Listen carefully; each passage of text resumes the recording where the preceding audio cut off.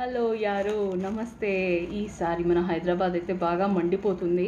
So మనం కూడా చాలా జాగ్రత్తగా ఉండాలి. మన పిల్లల్ని కూడా మనం చాలా బాగా కేర్ఫుల్గా జాగ్రత్త పరుచుకోవాలి. ఈసారి ఎండలు చాలా టూ మచ్గా ఉన్నాయి. ఇప్పుడు ఇంకా ఏప్రిల్లో నడుస్తుంది, మనకు 39, 40, 41 డిగ్రీస్ వరకు కూడా ఎండ వెళ్తుంది.